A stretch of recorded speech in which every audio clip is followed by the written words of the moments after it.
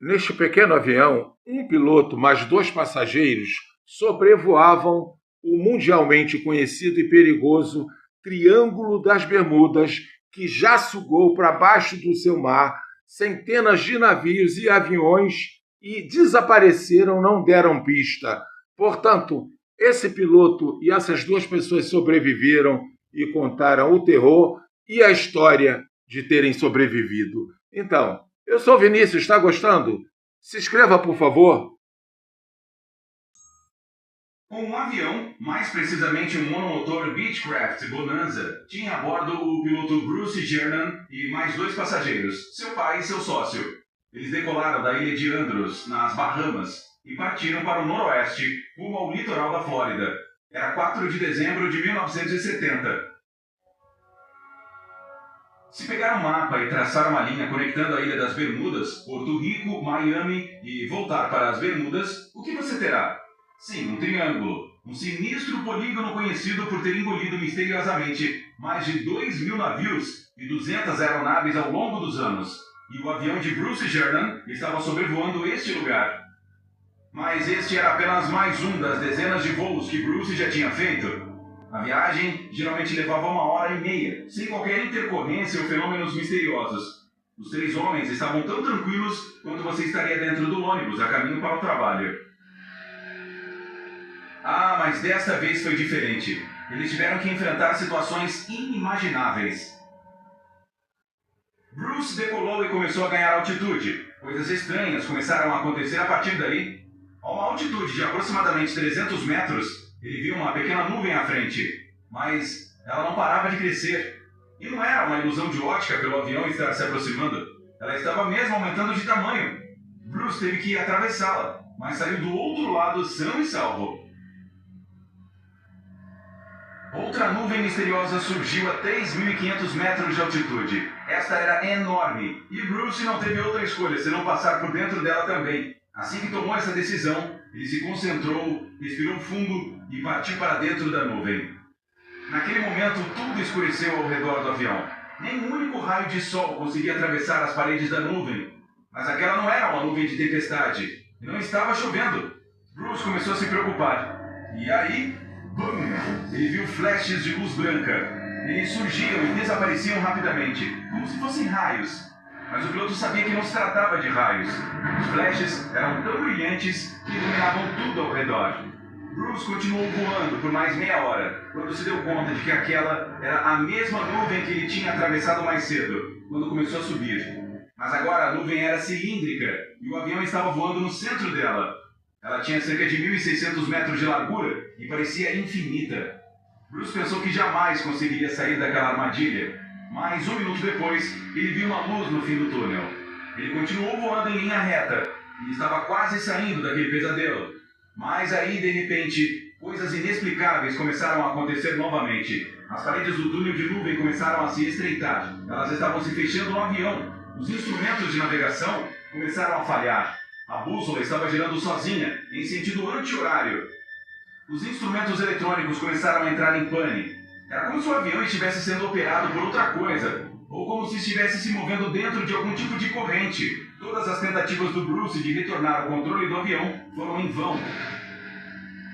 Ele continuou voando através daquele túnel, determinado a sair daquela coisa e a sobreviver para contar a história depois.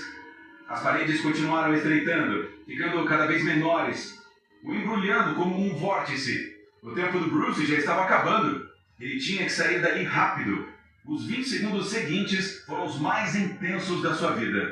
Mas aí, ele pulou para fora daquela armadilha. Como o próprio Bruce descreveu depois, ele se sentiu sem peso durante os 5 segundos em que o avião deixava o túnel. As nuvens se dispersaram e a aeronave passou por uma névoa acinzentada. Os três homens respiraram aliviados. Ele então imediatamente pegou o rádio e tentou entrar em contato com a torre de controle. Bruce queria saber onde exatamente estava. Mas quando o operador olhou para a tela verde, a confusão ficou estampada em seu rosto. O avião do Bruce não estava no radar. Era como se ele fosse invisível. Mas aí o operador disse que a aeronave já estava no espaço aéreo de Miami. Bruce ficou chocado com essa informação. Não fazia sentido. A distância que o Beechcraft teria que percorrer era de aproximadamente 400 quilômetros.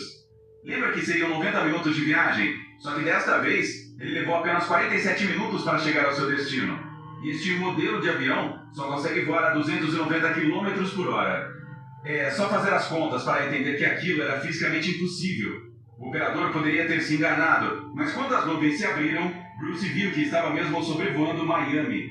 Após o avião pousar em segurança, havia chegado a hora de resolver aquele mistério. O que aconteceu durante aquele voo? Bruce deu uma olhada no combustível e em seu relógio. Depois de fazer alguns cálculos, ele ficou ainda mais confuso. O avião não gastou a quantidade de combustível esperada para aquele trajeto. Bruce não poderia ter se enganado. Ele era um piloto muito experiente. Aos 20 anos de idade, ele já tinha 600 horas de voo no currículo.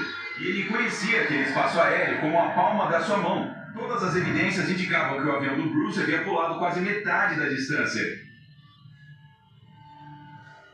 O homem passou um bom tempo pensando sobre aquele acontecimento bizarro. Ele até conversou com professores e especialistas, mas ninguém sabia dar uma explicação certa para o que aconteceu naquele dia. Então ele criou sua própria teoria e até escreveu um livro sobre isso. Bruce acreditava que tudo havia acontecido por causa de uma névoa elétrica, com flashes brancos. Outros, porém, acreditavam que a energia escura havia sido responsável por aquele salto no tempo. Sim, a mesma energia escura responsável pela expansão do universo. Essa energia poderia ter curvado o espaço-tempo como um buraco negro, formando aquele túnel estranho. Bruce caiu lá dentro por acaso, mas teve sorte de sair de lá. Foi assim que ele chegou no espaço aéreo de Miami tão rapidamente. Mas a energia escura era apenas uma teoria que tentava explicar o inexplicável. Até hoje não existe uma resposta que explique como Bruce conseguiu percorrer aquela distância em um tempo tão curto, mas alguns detalhes ainda podem ser explicados. Arquivos mostram que 84 manchas solares foram registradas naquele dia, bem como um enorme vento solar que se movia a quase 700 km por segundo. Isso causaria alterações na magnetosfera da Terra, confundindo os instrumentos e radares do avião. Então a versão do Bruce de que o avião pode ter passado por uma névoa elétrica pode ser mesmo verdade. E quanto àquelas nuvens estranhas, o fato é que elas são bastante comuns naquela região. Zonas com pressões baixas e altas estão sempre colidindo por lá, e o resultado são nuvens de tempestade. Talvez aquela nuvem que cresceu diante dos olhos do Bruce fosse simplesmente duas enormes correntes de ar, batendo uma na outra. Mas até agora ninguém conseguiu explicar como o avião chegou a Miami tão rápido. Talvez no futuro a verdade será revelada. Enquanto isso, esse trajeto veloz fica como mais um mistério do Triângulo das Bermudas, embora ele não seja o acontecimento mais chocante de lá. Em 1945, 5 aviões desapareceram no Triângulo das Bermudas, todos de uma vez. Em 5 de dezembro, alguns alunos de pilotagem da Marinha estavam treinando na região, e a lição do dia era navegação.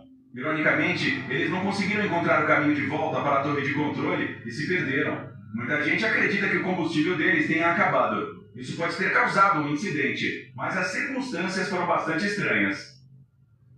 Os alunos estavam sob a supervisão de um tenente experiente que tinha 2.500 horas de voo no currículo. Ele jamais deixaria um monte de novatos se afastar tanto a ponto de se perderem. O incidente foi chamado de Voo 19. Até hoje existe um debate sobre como ele pode ter acontecido.